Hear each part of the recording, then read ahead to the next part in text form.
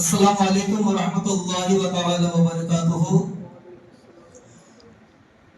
قل بفضل اللہ وبرحمتہ فبذلک فلیفرحوا هو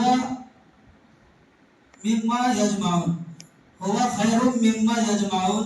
صدق اللہ العظیم صدق رسولہ النبی الامین المدین الکریم ونحن على ذلك لمن الشاہدین والشاکرین والحمد للہ رب العالمین. حصول برکت کے لیے ایک بار درود پاک پڑھ لیجئے. اللہم صلی علی سیدنا شفیعنا مولانا محمد بارک وسلم صلاۃ و سلام علیک یا رسول اللہ صلی اللہ تعالی علیہ وسلم. انشاءاللہ میں بعد میں آؤں گا آپ کے سامنے انشاءاللہ. پہلے فیض آئے گا نعت نبی سنانے کے لیے ہم کو. آ جاؤ محمد کے فیض.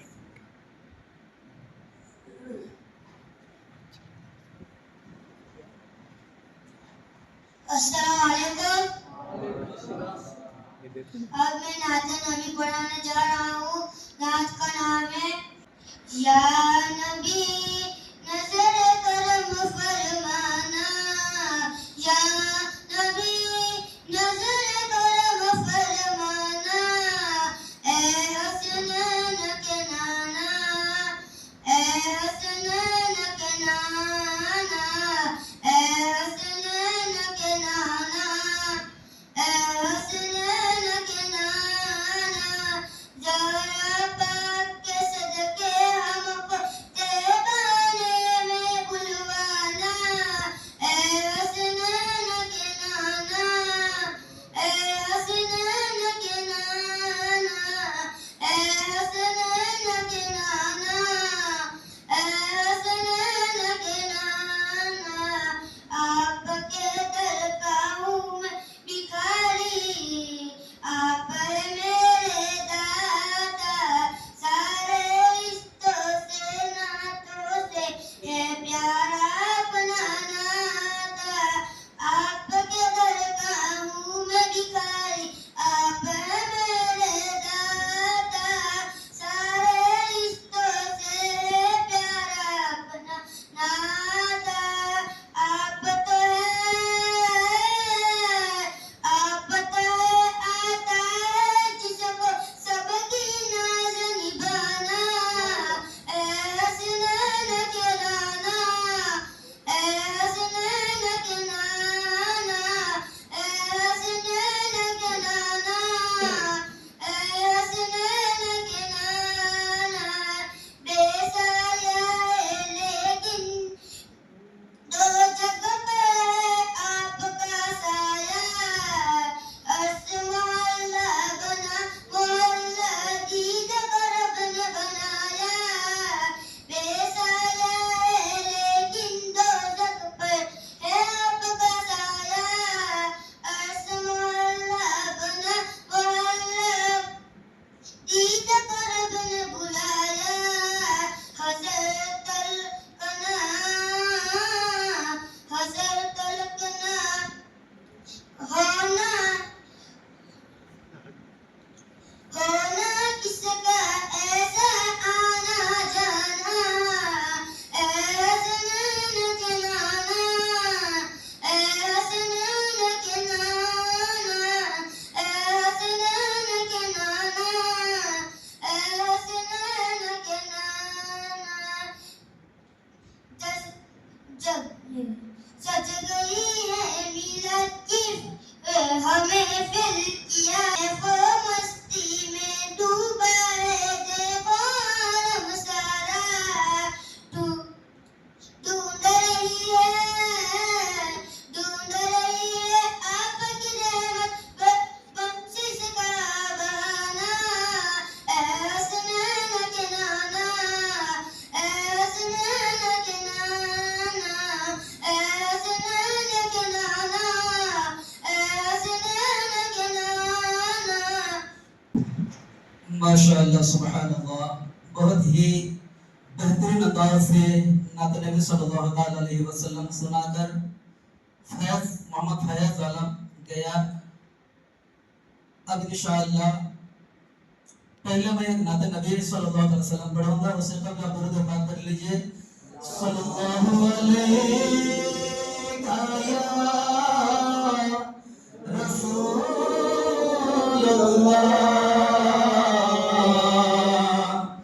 وسلم عليك يا حبيب الله صلى الله عليك يا رسول الله وسلم عليك يا حبيب الله صلى الله عليك يا رسول الله وسلم عليك يا حبيب الله صلى الله عليه وسلم.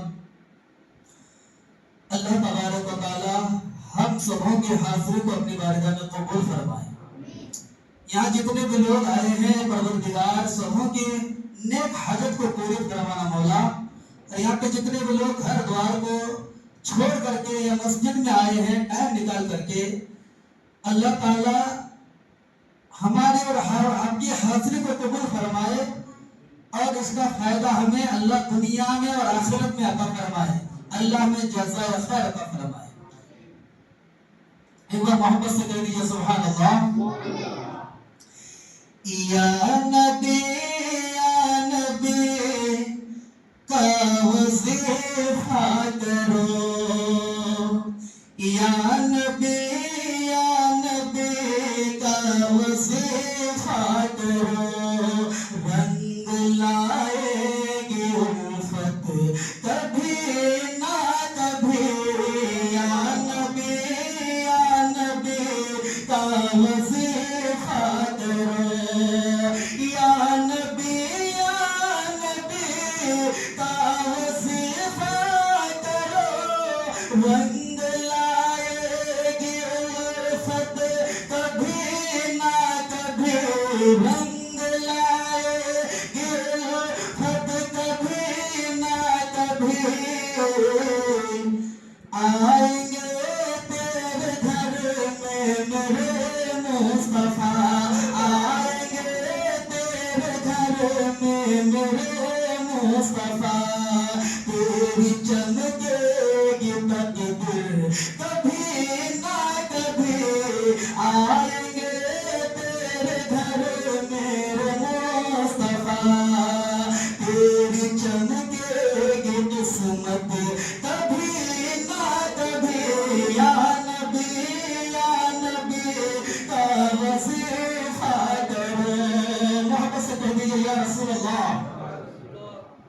سرور دو جہاں رب کے دلدار کا, دل میں ارمان ہے گر ان کے دیدار کا.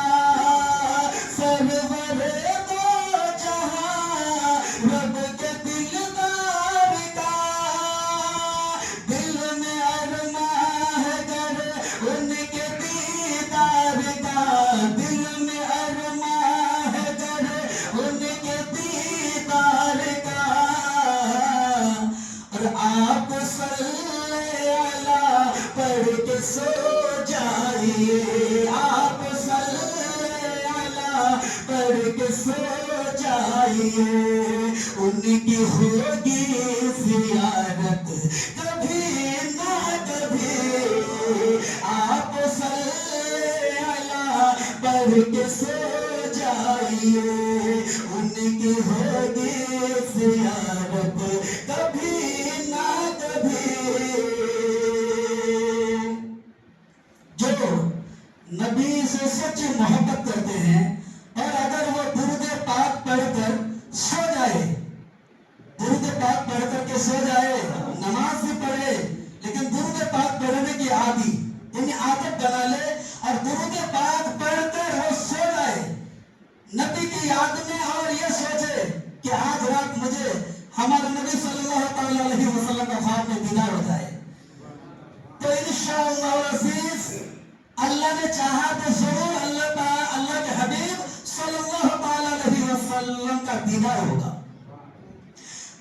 آپ صلی اللہ پڑھ کے سو جائیے, ان کی ہوگی زیارت کبھی نہ کبھی.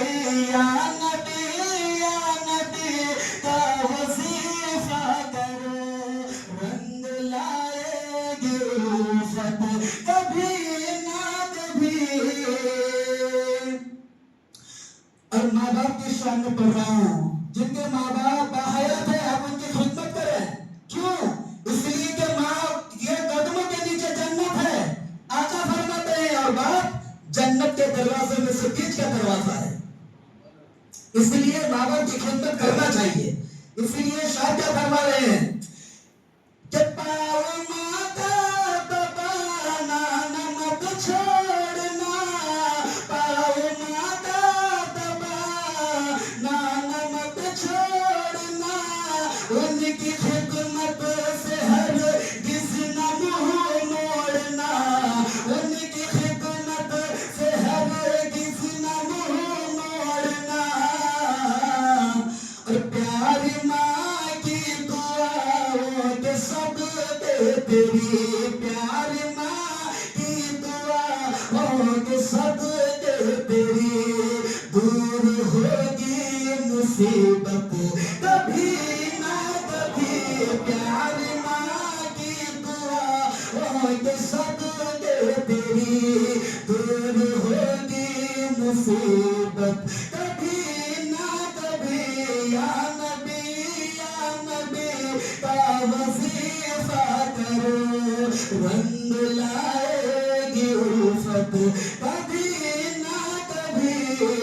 آخر شعر پہنچا رہا ہوں، محبت سے کہہ دیجیے سبحان اللہ. تیرے سر پہ بلا ہوتا طوفان ہے، تیرے سر پہ بلا ہوتا طوفان ہے، ان دنوں تم بہت ہی پریشان ہے، ان دنوں تم بہت ہی پریشان ہے.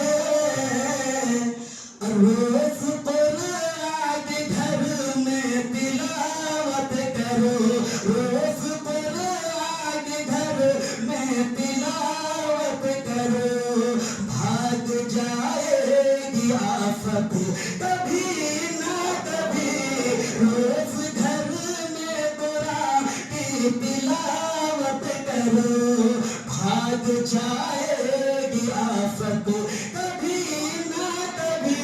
یا نبی کا وظیفہ کرو، رنگ لائے گی الفت کبھی نہ کبھی. محترم حضرات، درود پاک پڑھ لیجیے. اللہم صلی علی سیدنا شفیعنا و مولانا محمد وآلہ وسلم. الصلاة والسلام علیک یا رسول اللہ وعلی آلک و صحبک یا نور اللہ صلی اللہ علیہ وسلم. صبح طیبہ میں ہوئی بٹتا ہے بڑا نور کا، صبح طیبہ میں ہوئی بٹتا ہے بڑا نور کا، صدقہ لینے نور کا آیا ہے تارا نور کا، صدقہ لینے نور کا آیا ہے تارا نور کا. باغ طیبہ میں سہانا پھول پھولا نور کا، باغ طیبہ میں سہانا پھول پھولا نور کا، مست بو ہے بلبلیں پڑھتی ہے کلمہ نور کا، مست بو ہے بلبلیں پڑھتی ہے کلمہ نور کا. میرے دوست اور بزرگوں، اللہ تبارک و تعالیٰ قرآن پاک میں ارشاد فرماتا ہے، قل بفضل اللہ وبرحمتہ فبذلک فلیفرحوا هو خیر مما یجمعون. صدق اللہ العظیم صدق رسولہ النبی الامین الکریم ونحن علی ذلک لمن الشاہدین والشاکرین والحمد للہ رب العالمین. یعنی اس کا ترجمہ یوں سمجھ لیجیے، بالکل سہل آسان ترجمہ. قل بفضل اللہ وبرحمتہ فبذلک فلیفرحوا هو خیر مما یجمعون. اے محبوب آپ لوگوں سے فرما دیجئے، اے محبوب آپ لوگوں سے فرما دیجئے کہ اس کے فضل اور اس کی رحمت پر لوگوں کا چاہیں کہ خوشی منائیں. یعنی اللہ کے فضل اور اس کی رحمت پر لوگوں کو چاہیں کہ لوگ اس پر خوشی منائیں. اور یہ خوشی وہ سب دھن دولت جو وہ جمع کرتے ہیں اس سے بہتر ہے. یعنی یہ خوشی یہ جو ہے، اور یہ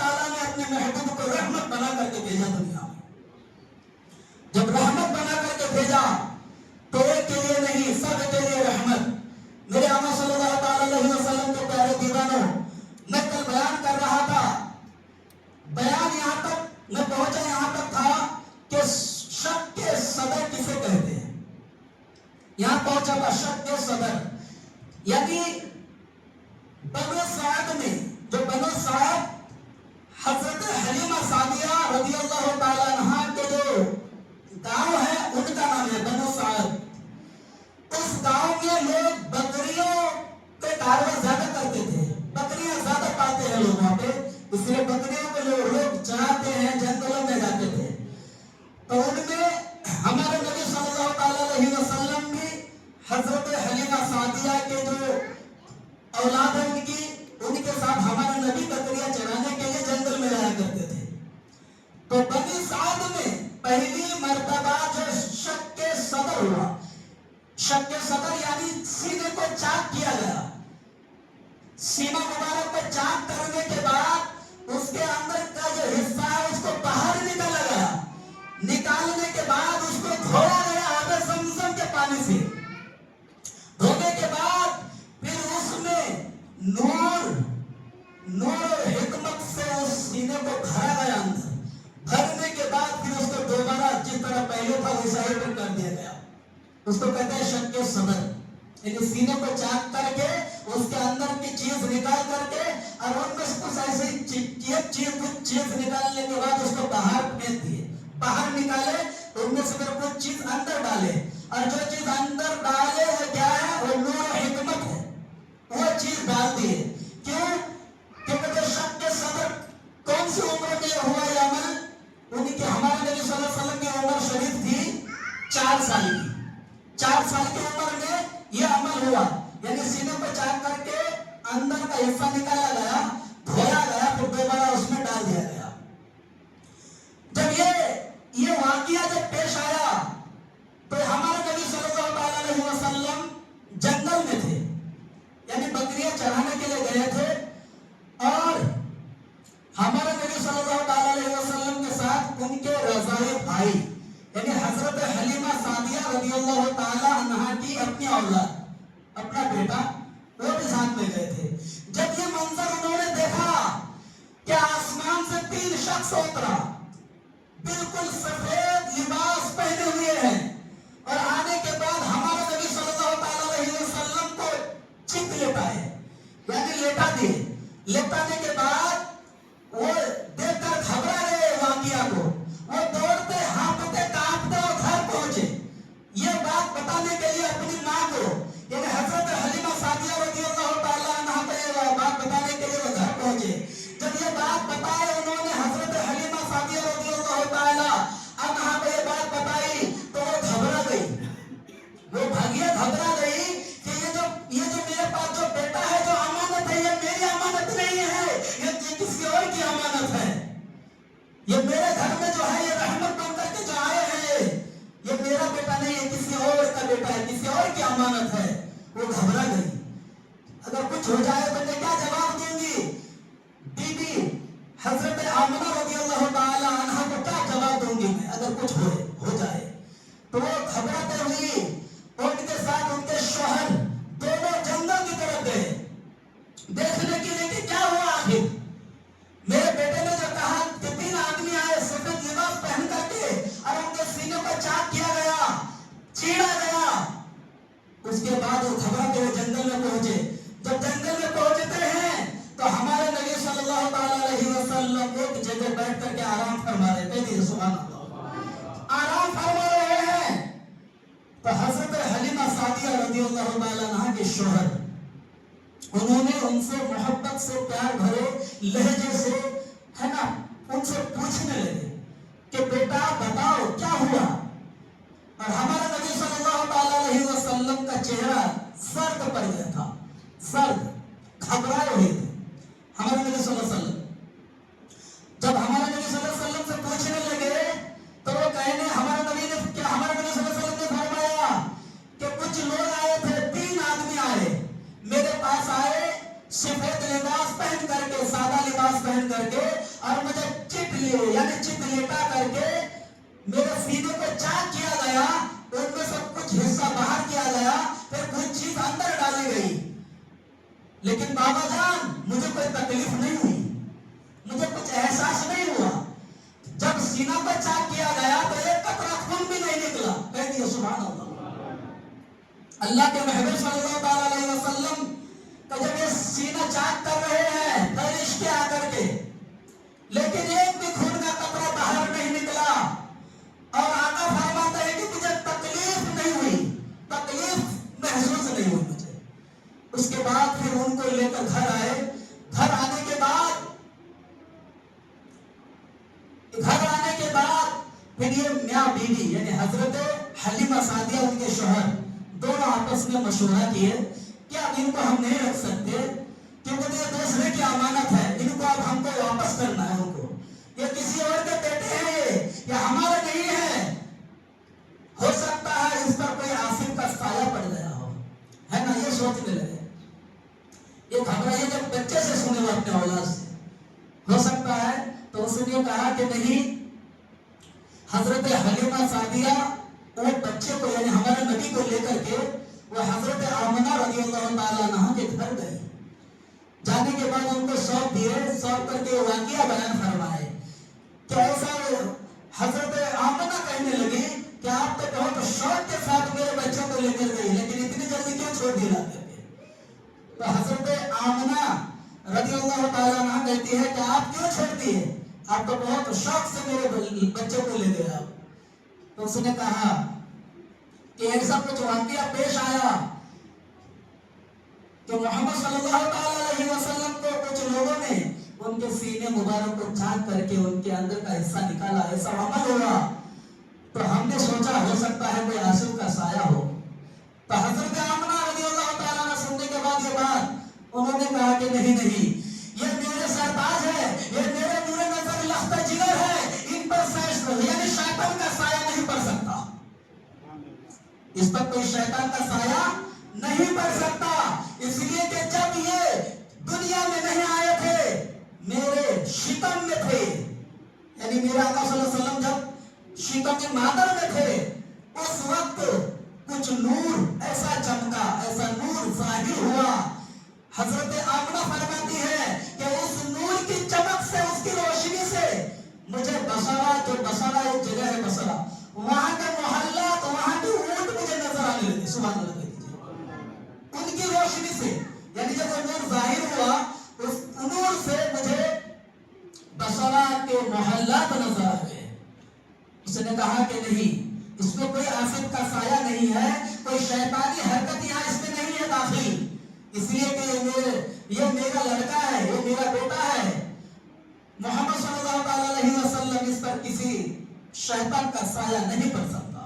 یہ کہنے کے بعد وہ اپنے بچوں کو یعنی حضرت آمنہ رضی اللہ تعالیٰ عنہ کو سپرد کر کے وہ واپس ہو گئے، ہے نا، 4 سال کی عمر ہے، حضرت آمنہ کی پرورش میں آپ میرے آقا صلی اللہ علیہ وسلم رہے، 2 سال تھی، یعنی 4 سال کی عمر تھی، 5-6 سال، یعنی جب 6 سال ان کی عمر 6 سال کی ہو گئی، ان کی عمر شریف 6 سال کی ہوئی، تو میرے آقا صلی اللہ علیہ وسلم کو لے کر کے حضرت آمنہ رضی اللہ تعالیٰ عنہ مدینہ منورہ جانے کے بارے میں سوچی کہ اب مجھے وہاں جانا ہے جہاں پر میرے شوہر یعنی حضرت یعنی ہمارے نبی صلی اللہ علیہ وسلم کے والد جو پیدائش سے پہلے ہمارے نبی دنیا سے آنے سے پہلے وہ وفات پا چکے تھے، تو ان کو مدینہ منورہ یعنی میرے آقا صلی اللہ تعالیٰ علیہ وسلم کے ننیحال میں ان کو وہاں پہ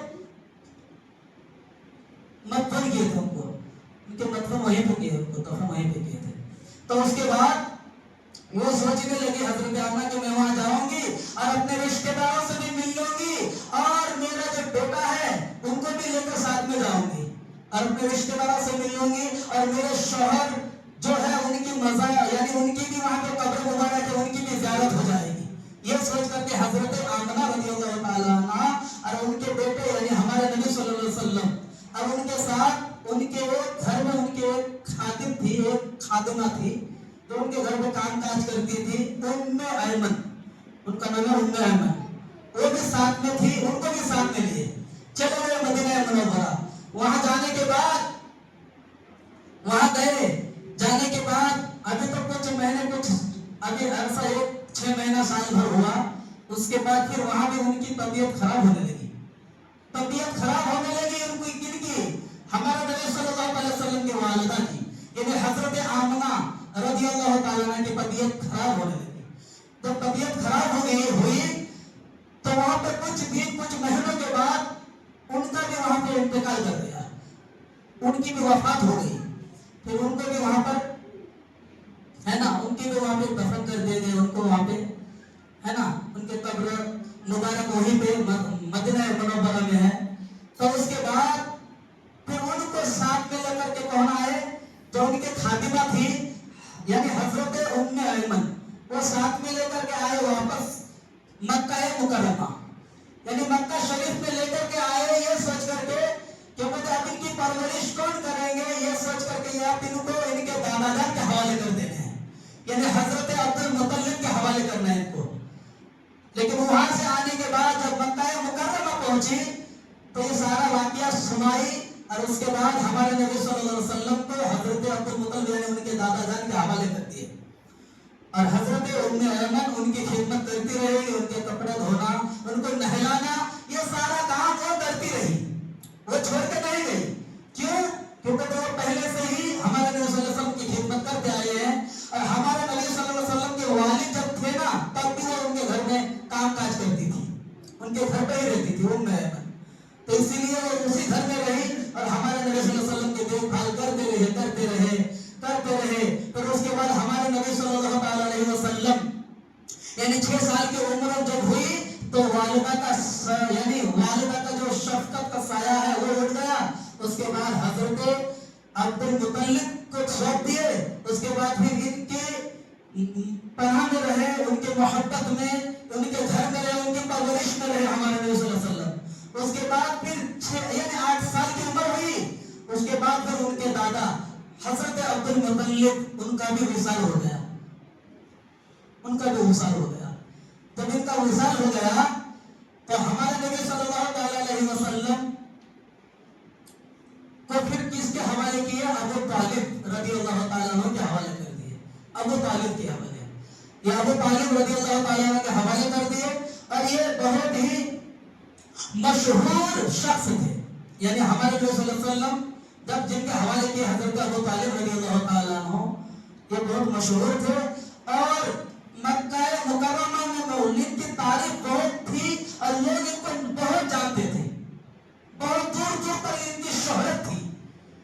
تو میرے آقا صلی اللہ تعالی علیہ وسلم کو ان کو ہر وقت وہ اپنے ساتھ میں رکھتے رہے, اپنے ساتھ کھانا پینا, کہیں بھی جانا ہو باہر تو ساتھ میں لے کر کے جاتے تھے. حضرت ابو طالب رضی اللہ تعالیٰ ہمارے نبی کو ساتھ میں لے کے جاتے تھے. تو اس طرح پھر ہمارے نبی صلی اللہ علیہ وسلم کی پرورش حضرت ابو طالب رضی اللہ تعالیٰ عنہ کے پاس ہوئی. اس طرح سے ہمارے نبی صلی اللہ تعالیٰ علیہ وسلم پرورش پاتے رہے, پرورش میں رہنے کے بعد پھر مکہ مکرمہ میں ایک ایسا وقت آیا کہ وہاں پہ قحط پڑ گئی. قحط یعنی بارش بند ہو گئی, زمین بنجر ہو گئی, پیڑ سوکھے پڑ گئے, جانور پانی کے لیے ترسنے لگے, لوگ پانی کے لیے ترسنے لگے. اور وہاں پہ جو لوگ تجارت کے لیے جا رہے تھے وہ تجارت کے لیے آنا جانا ان کے لیے مشکل ہو گیا, پانی بند ہو گئی, خشک ہو گئے وہاں.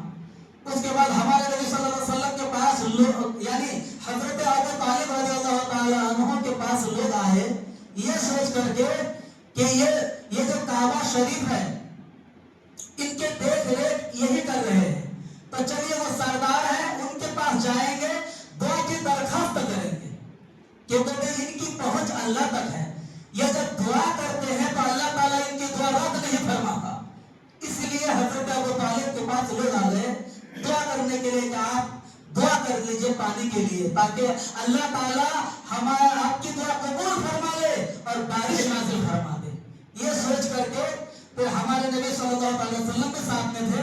اس کے بعد کعبہ شریف کے پاس دیوار کے پاس جا کر کے بیٹھ گئے, وہاں پر دعا کرنے لگے ہاتھ اٹھا کر کے. جب لوگوں نے گریہ زاری کی دعا کرنے کے لیے تو ان کو پھر ترس آ گیا کہ نہیں اب مجھے جانا چاہیے دعا کرنے کے لیے. تو حضرت ابو طالب رضی اللہ تعالیٰ عنہ بھی دعا کرنے کے لیے گئے, ساتھ میں ہمارے نبی صلی اللہ تعالیٰ علیہ وسلم بھی تھے. لیکن جب دعا ہو رہی تھی, دعا کے دوران ہمارے نبی صلی اللہ تعالیٰ علیہ وسلم حضرت ابو طالب رضی اللہ تعالیٰ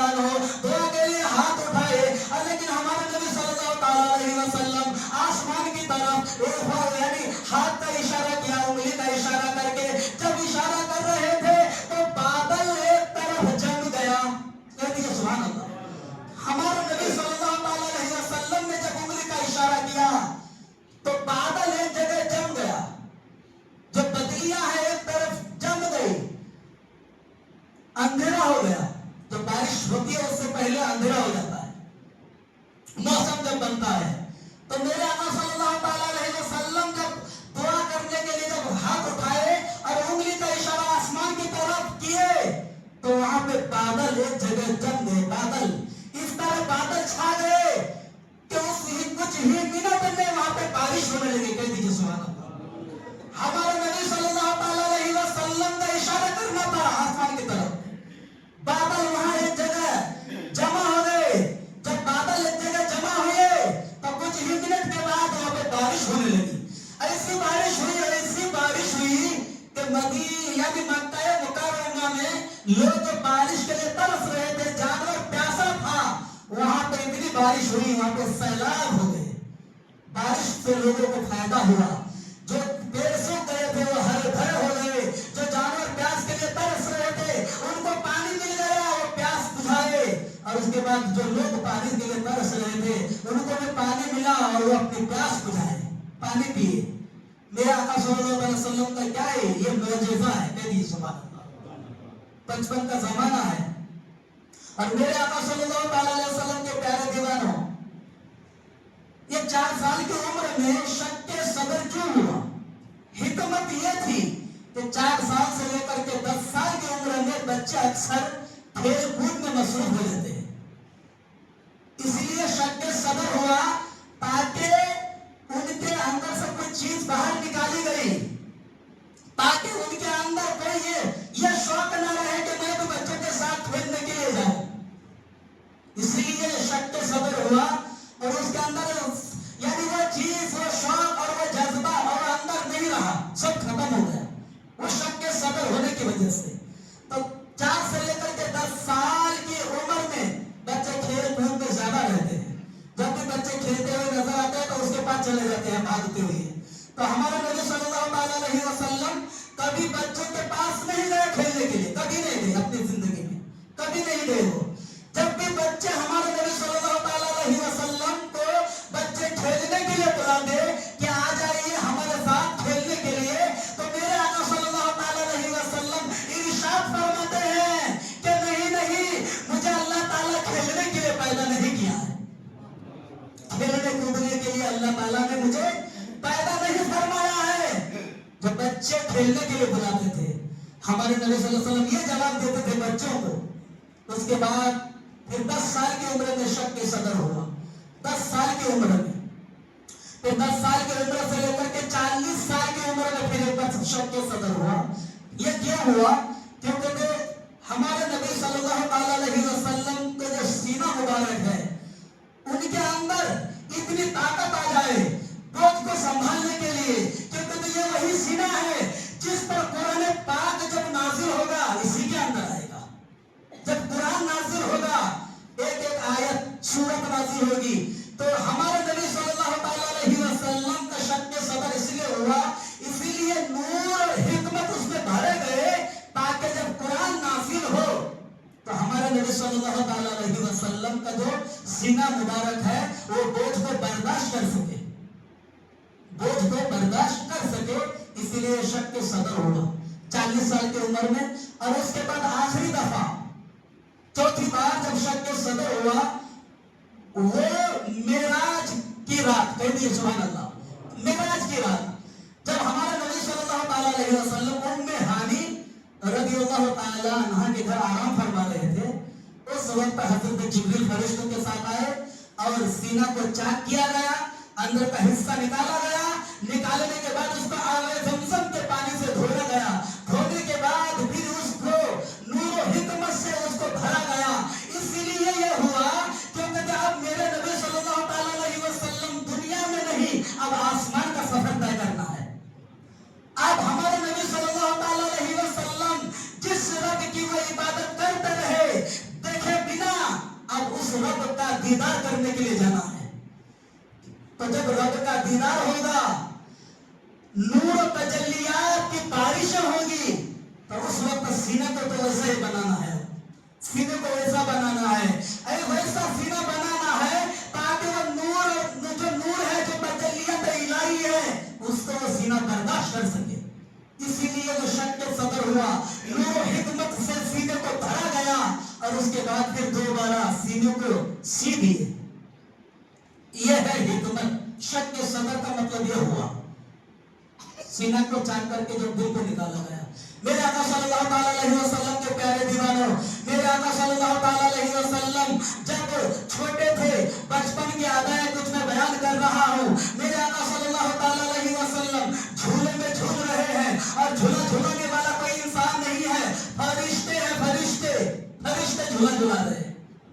دیکھیے ہمارے گھر میں بچے ہوتے ہیں تو ہم جھولا جھولا رہے ہوتے ہیں، کبھی ماں جھولاتی ہے، جھولا جھولاتی ہے، کبھی باپ جھولا جھولاتے ہیں، کبھی چچا جھولاتے ہیں، کبھی بھتیجے، کبھی بھائی، کوئی بہن، لیکن ہمارے نبی صلی اللہ تعالیٰ علیہ وسلم کو جھولا جھولانے کے لیے فرشتے آ رہے ہیں اور جھولا جھولا رہے ہیں۔ کہہ دیجیے سبحان اللہ، جھولا جھولا رہے ہیں۔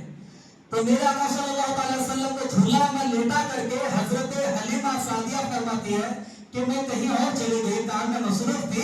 میرے آقا صلی اللہ تعالیٰ علیہ وسلم، کیونکہ دنیا کے جو بچے ہیں ہم مٹی سے بنائے ہوئے، اللہ نے ہمیں مٹی سے بنایا ہے، مٹی کے کھلونے سے کھیلتے ہیں، لیکن میرے آقا صلی اللہ علیہ وسلم پر قربان جائے، جب ہمارے نبی جھولے پر جھول رہے ہیں، حضرت حلیمہ سعدیہ فرماتی ہے کہ ہمارے نبی صلی اللہ علیہ وسلم جھولے میں جھول رہے ہیں اور انگلی کا اشارہ کرتے ہیں چاند کی طرف، یعنی انگلی کا اشارہ جدھر کرتے ہیں چاند ادھر ہی جا رہا ہے۔ کہہ دیجیے سبحان اللہ۔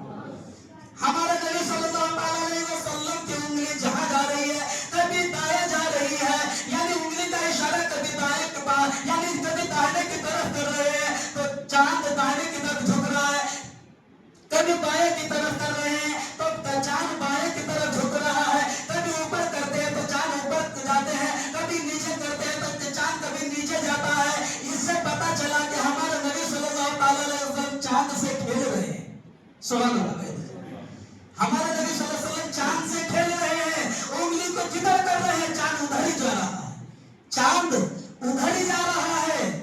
میرے آقا صلی اللہ علیہ وسلم کے پیارے دیوانوں، ہمارے یعنی ہم سبوں کا امام محمد رضا خان فاضل بریلوی رضی اللہ تعالیٰ عنہ ارشاد فرماتے ہیں کہ چاند جھک جاتا جدھر انگلی اٹھاتے مہد میں۔ کہہ دیجیے سبحان اللہ۔ چاند جھک جاتا جدھر انگلی اٹھاتے مہد میں، کیا ہی چلتا تھا اشاروں پر کھلونا نور کا، کیا ہی چلتا تھا اشاروں پر کھلونا نور کا، یعنی ہمارا نبی نور ہے اور نور کا کھلونا بھی نور ہے۔ چاند کیا مٹی سے بنایا اللہ نے؟ نہیں، اس کو بھی نور سے بنایا گیا۔ تو اسی لیے ہمارا نبی نور ہے، اور ہمارا نبی نور ہے تو اسی لیے ان کے لیے نور کا کھلونا ہے، اور ہم تو اللہ نے مٹی سے پیدا کیا ہے تو ہمارے لیے مٹی کا کھلونا ہوتا ہے۔ میرے آقا صلی اللہ علیہ وسلم کے پیارے دیوانوں، اس لیے ٹائم زیادہ ہو چکا ہے، میں تو بیان کرنے والا تھا کہ میں اصحاب فیل کا واقعہ بیان کروں گا۔ اصحاب فیل جو ہمارے نبی صلی اللہ تعالی علیہ وسلم کی پیدائش کے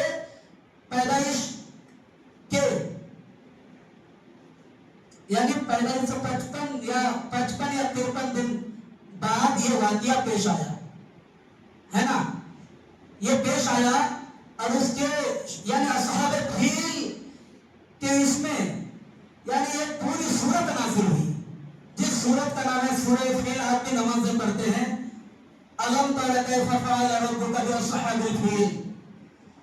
انشاءاللہ میں کل بیان کروں گا اصحاب فیل کا واقعہ، اور صرف ایک آیت نہیں، میں تو ایک آیت پڑھی ہے، یہ پوری سورت جو نازل ہوئی ہے نا اصحاب فیل پر۔